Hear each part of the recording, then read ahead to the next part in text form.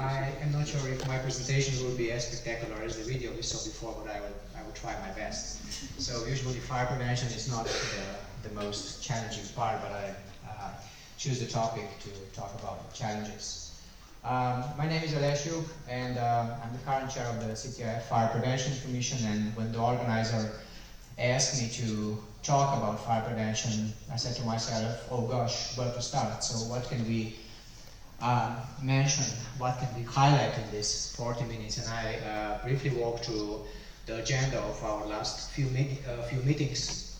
And this would basically be a summary of our discussions, but also some of the points that I think that are important in terms of fire prevention. So let me walk through the fire prevention challenges. So first of all, I think that it's a good time to introduce what the definition of a fire prevention is. I learned that we have approximately 200 participants at the seminar, and I'm sure that if I will ask everybody here what a fire prevention is, we will get probably 200 different explanations of fire prevention. So we don't have a common consensus what a fire prevention is, and I will try to highlight different definitions through my presentation. And I'm sure that by the end, at least the auditorium here will somehow agree what a fire prevention is. So it's definitely a set of measures that we are trying to use. Some people will say that it's more about passive and active fire prevention measures, but we firefighters know that it's also a lot of education. But on the other side, if we will read the current fire safety report that was launched after the Grenfell Tower fire and is having a few ideas and plans for the future, there's nothing about education when they say about fire prevention. So I believe that we have to talk about this as well. We also know that if the discussion is about fire prevention, we have to have a risk assessment, because the fire prevention activities really should be based on the exact risk assessment. And as a fire service, we know that quite often we don't have all existing data to plan for the accurate fire prevention activities. Anyway, so let me start with the fire risks and various challenges. Things are changing, and they're changing super fast, probably with the same speed as the drifting BMW that we saw before. It's not something really very new for fire service, but we know that materials around ours are different. We are sleeping on a 10 to 15 kilograms of plastic. We have approximately 2,000 kilograms of plastic materials in an average apartment. We have approximately 500 kilos of materials, of plastic materials, in an average office. According to lab testing that were announced by the American Underwriter Laboratories, we know that the fire now spreads approximately 8 times faster than 20 years ago, and it accumulates several times more smoke than it was before. Another important part that we should be all aware of is code, the regulation process. It's not the European Union, it's the whole world that's trying to really make construction easier for the investors, not for fire service and not for attendants. So it basically means that a fire construction, or the construction by itself nowadays, is strictly driven by the profit. And it's very hard to link together fire prevention and profit. Fire prevention, at least at the first step, is not profitable. And for the investors, it's very difficult to understand the role and the importance of fire prevention. It's usually 5 or 10 years when they realize that the fire prevention is an important economic value. But quite often, it's too late. Another important part that is mentioned here is a hoarding. It's a psychological disorder of accumulating stuff around us. The current data says that within the EU, we have approximately 6% of people that are hoarders. And within the US, we have approximately 15% of people who are hoarders. It basically means that they can accumulate everything including combustible materials. If you will ask social services, and I'm sure that you have this information, we have apartments, and the problem is that those apartments is quite often in a block of flats, packed with combustible materials. Hoarders can collect bicycle frames, they can collect old motorcycles, but they can also collect old plastic bags, they can collect newspapers, they can collect cargo paper. So, and those are extremely combustible materials. A typical hoarder can increase the fire load for approximately 100 times in a traditional apartment. And this is an issue that we all should be aware of. Population aging is an important factor. It's nothing new when we can say that as older as we get, as riskier we are for the fire safety and the fire prevention. If I can highlight some of the US data, is that 10,000 people turns 65 every day in the US, and it's a huge problem from a fire prevention perspective. When I will highlight some of the fire death figures in a slide or slides later, you will see what I'm talking about. And there are other problems. Fire setting, which causes approximately 10 to 15% of fires. Poverty, and there is an important scientifically proven link between poverty and fire risks. Countries that are struggling in fighting with the poverty also have a larger number of fires. And sometimes it's really hard to approach people who are in power. It's very difficult really to develop and to access those who have nothing, who are struggling on a daily basis. And this is all about fire prevention. Another important part, and we can see the figures are around, is that all these combustible materials, plastic, lithium-ion batteries are around us. And if we would just check the current data about waste recycling facilities, number of fires is going up. I think that in Slovenia we have the waste management facility fire approximately every month. That's the average that we are seeing right now. In the US, they have seen a 26% increase of the waste facility management fires in last year. So those are very significant fires that should be connected with the fire prevention. I said that I will briefly talk about data. In March 2019, this is this year, half a year ago, 11 people died in Connecticut, and all of them were older than 55. It's 60% more than a year before, and it's 45% more than an average time. So where were the reasons? We had a very cold winter. The average temperature in centigrades was -5 degrees. And they were using all possible sources to heat their apartments. Another problem is drug abuse, and another problem is poverty, and another problem is alcoholism or alcohol abuse. We can stay in the US. The data there really are shocking. The discussion is about fire safety and fire-related deaths. Mississippi, a state approximately in the middle of the US, have seen the 40% increase of fire deaths in 2018. The reasons again are in poverty. It's very hard to talk about the cold weather because they don't have a cold weather, but it's a large number of families that are below the poverty line. In the UK, the current data are connected with the reason for fire deaths, and it's about toxicity. So the large number, the number is going about 60 to 65% now of people is dying because of the toxic smoke. So if we are now going to connect fire safety and fire prevention, you can say that every fire is a failure of a system.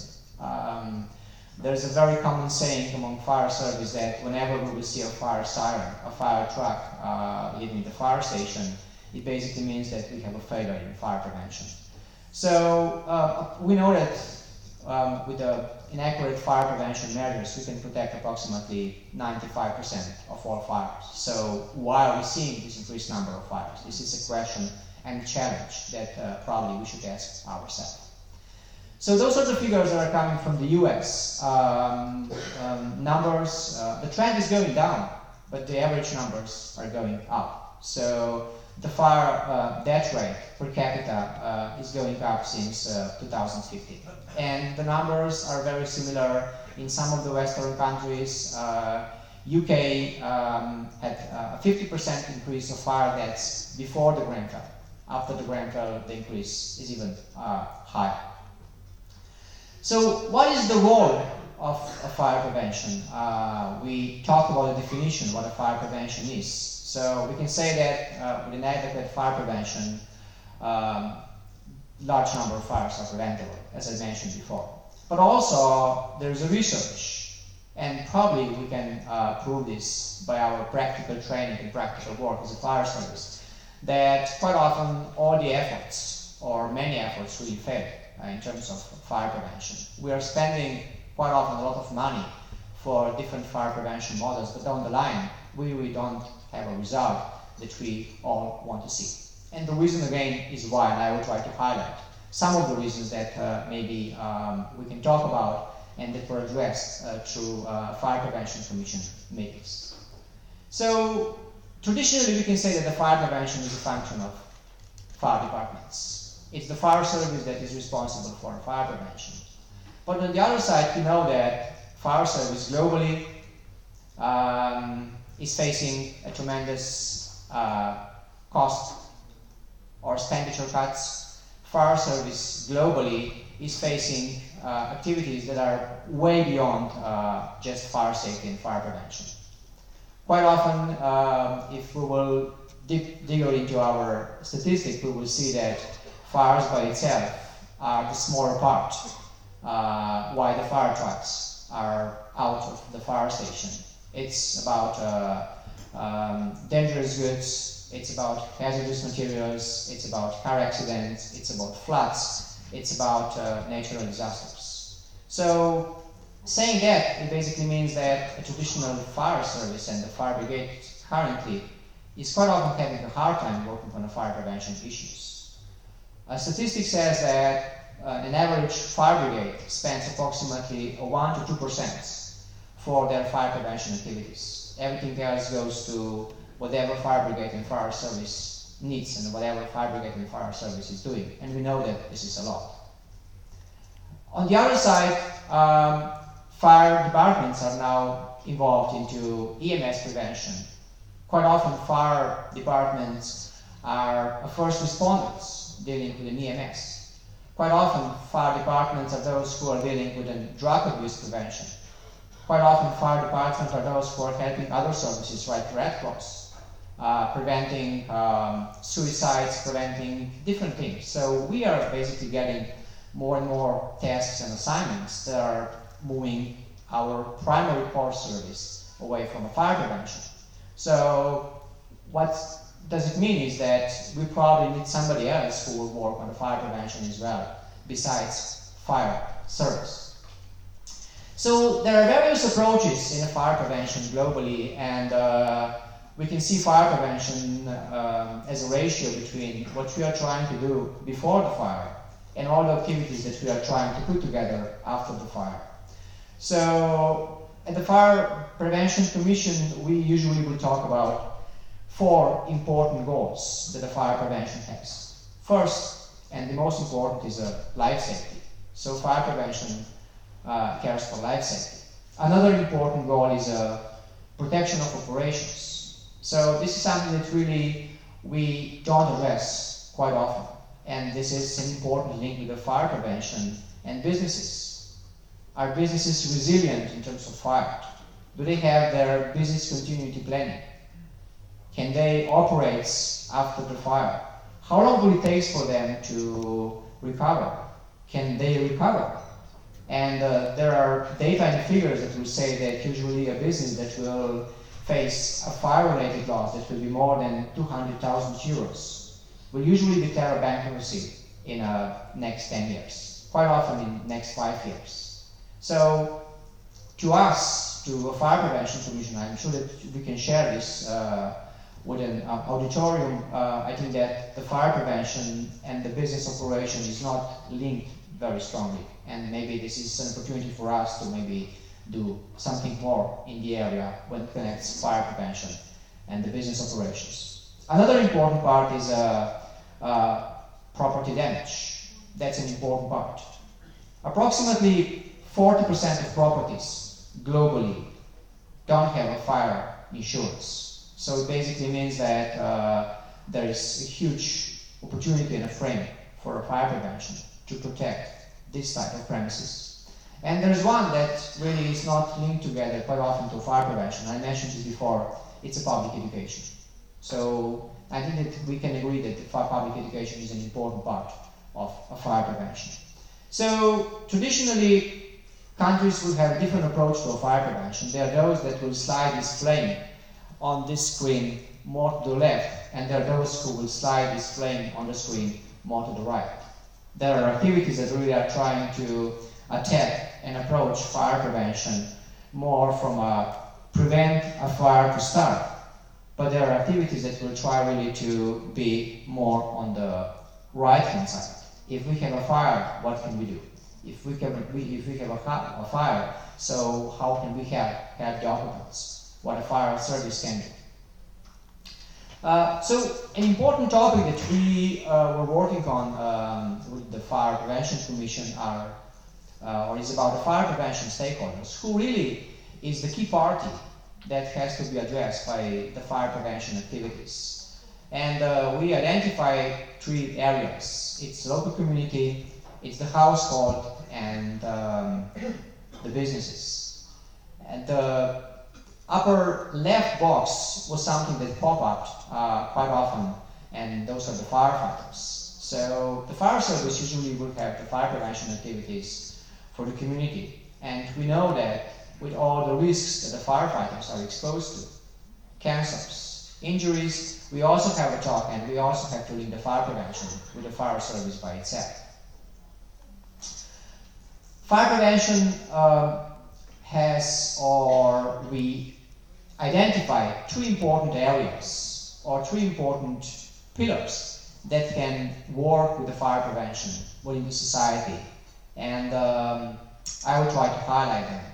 A private sector, businesses. We are seeing nowadays large number of activities when the businesses are financially supporting. For example, charities, when the businesses are supporting, for example, health prevention activities. And at the Fire Prevention Commission, we see that the private sector maybe can be included even more into sponsoring, financially supporting fire prevention activities. Public sector, the governments. Well, this is the tricky part. And I mentioned before, the governments currently are stepping out.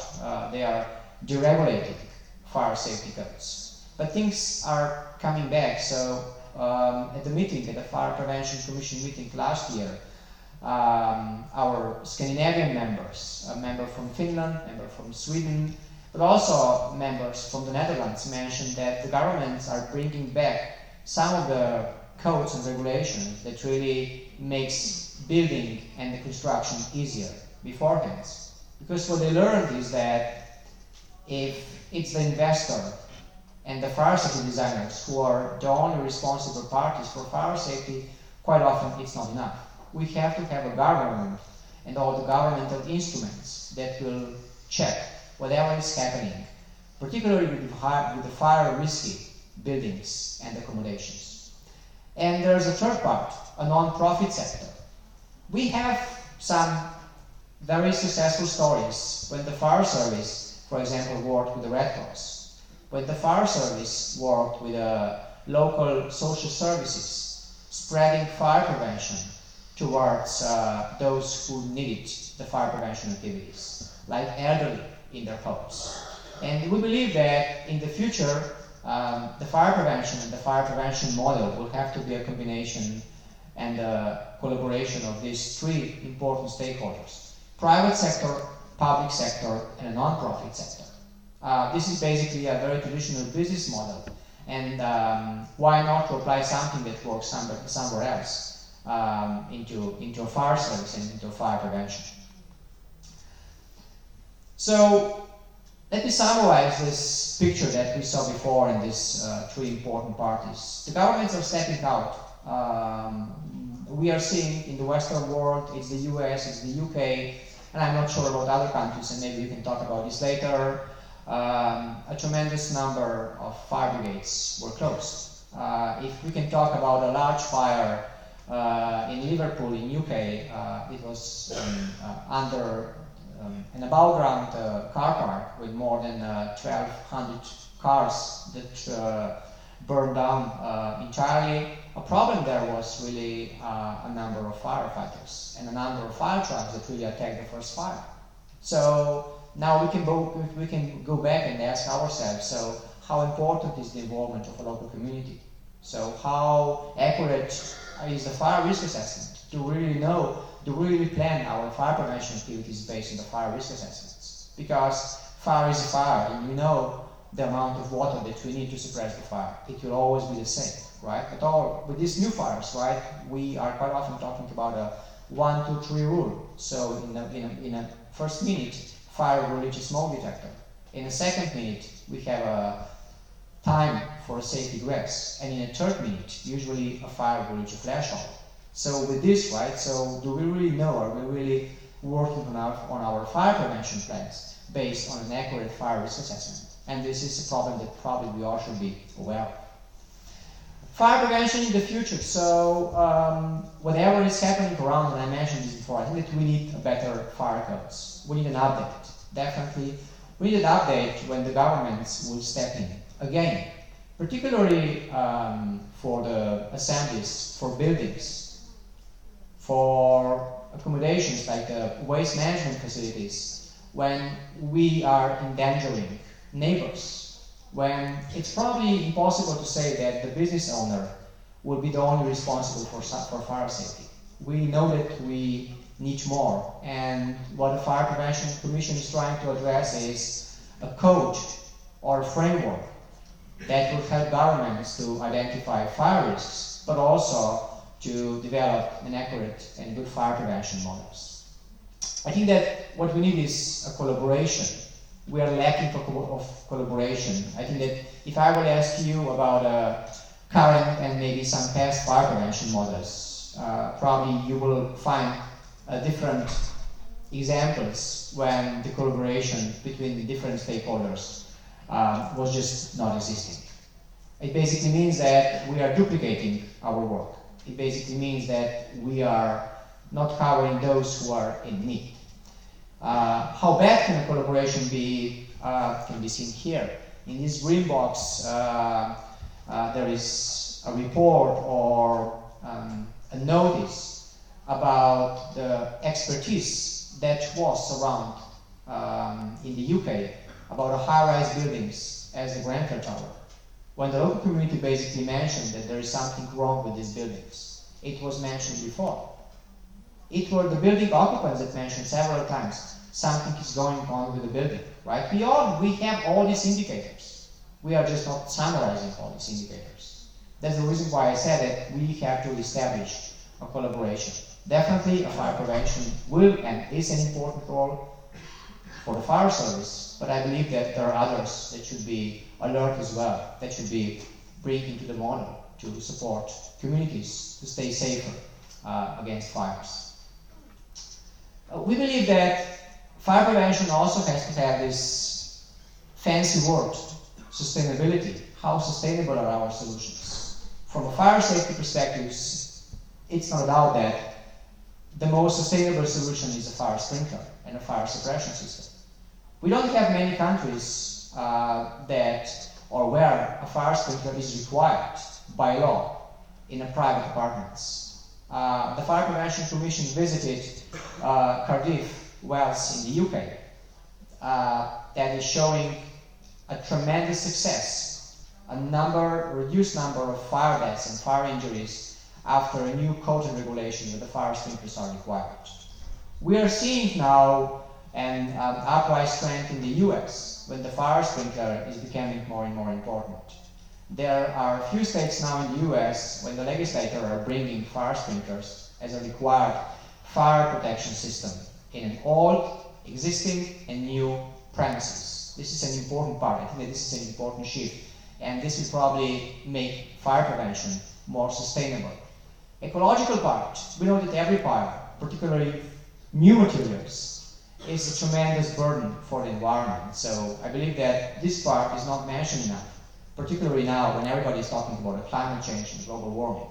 And the fires definitely are an important factor that affects the climate change. Social sustainability.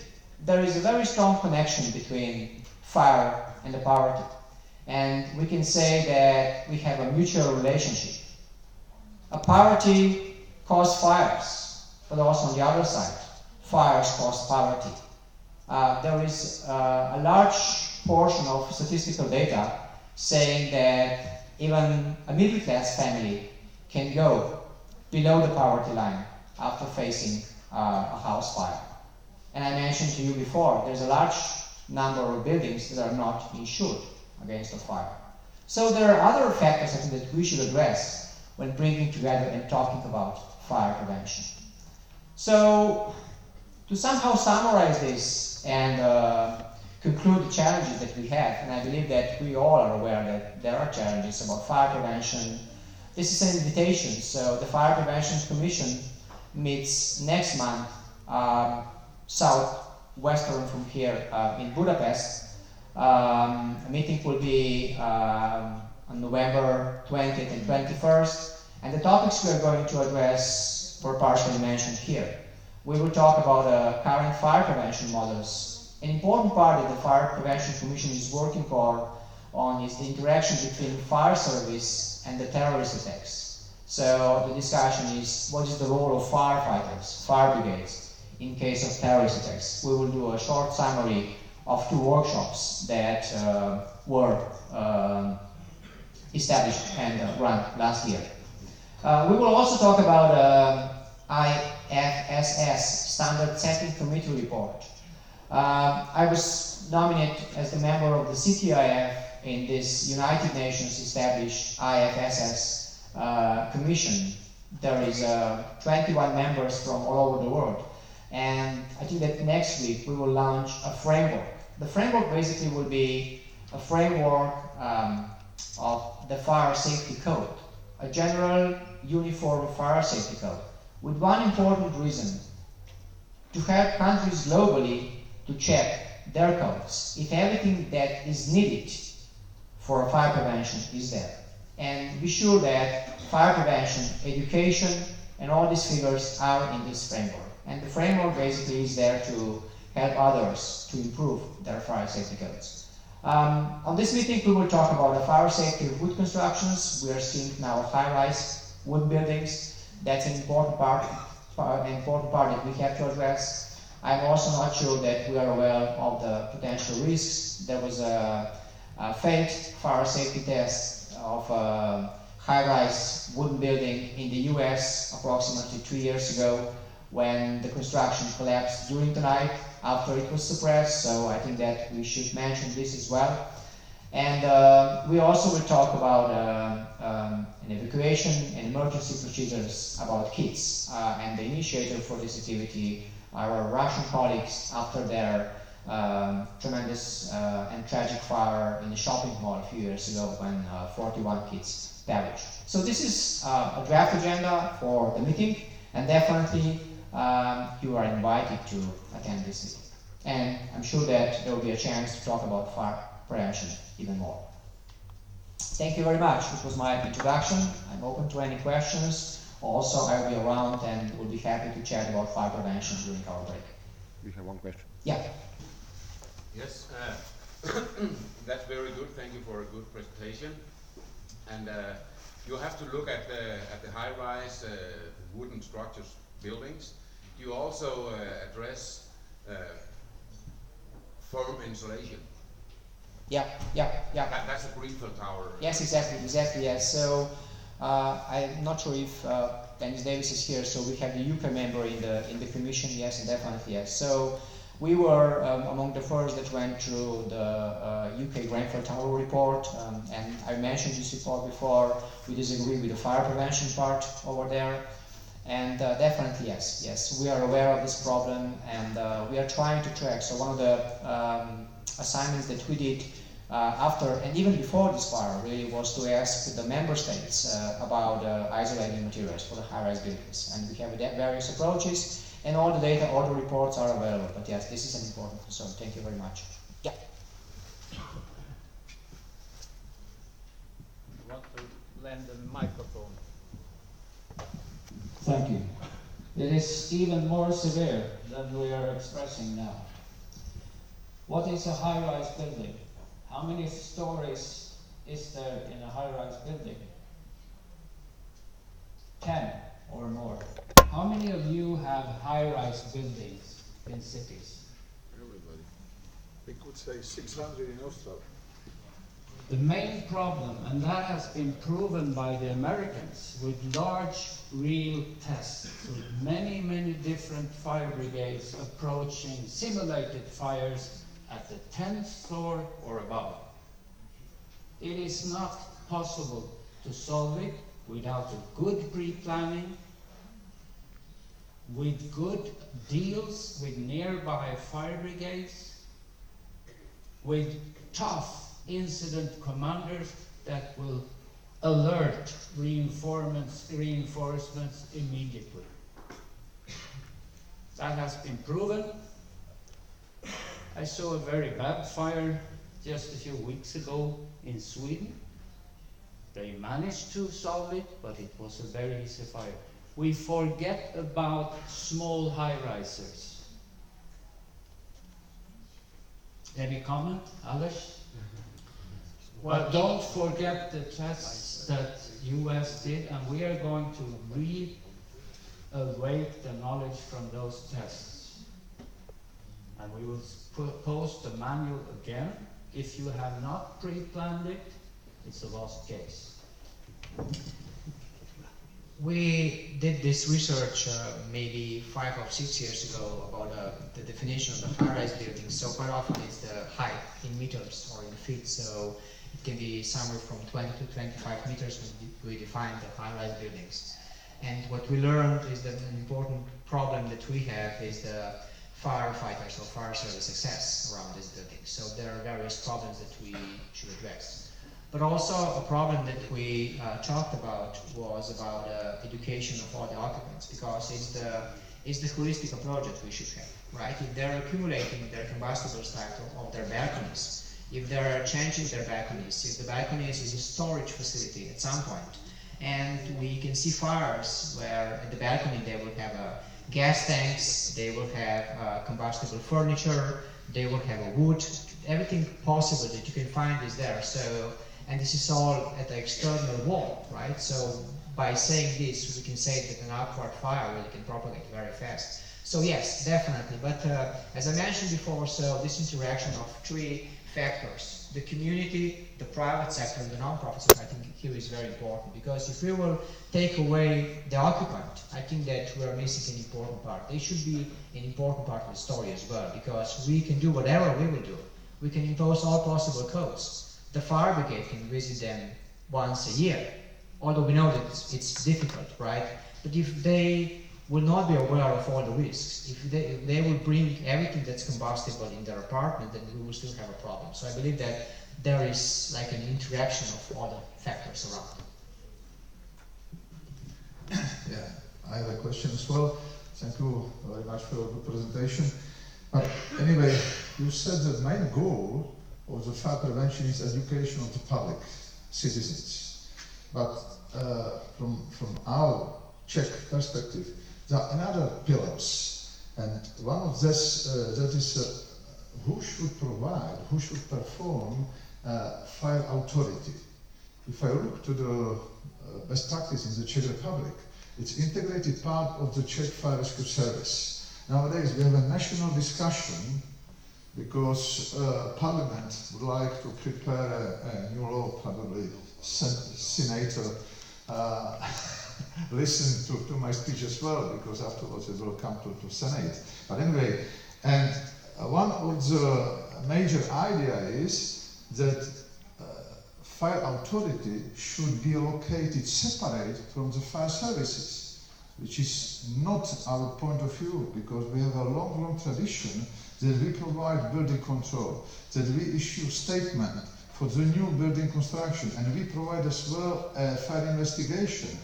My question to you is, if it is an issue for your committee, and what's the general point of view, if you discussed already as a recommendation for CTIF member states, how close should be fire service regarding to the fire authority? I know it's a different system. On some levels could be state fire authority, on some levels could be regional or municipal. But again, I think that it could be quite important to hear and to see what's your point of view. Thank you very much. The topic, not entirely, but particularly fire investigation part and the data collection was addressed at the meeting in the UK when we were at the London Fire Brigade. And basically, UK is a country when the firefighters are quite often in charge also for fire investigation.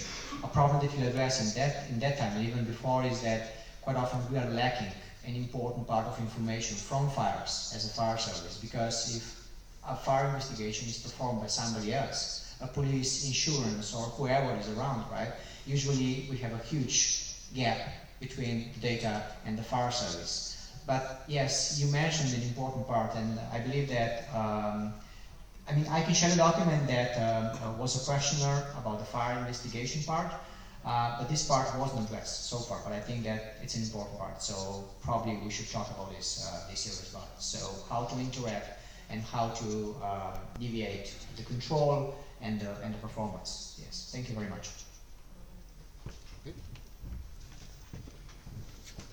Thank you. Thank you, Aleš.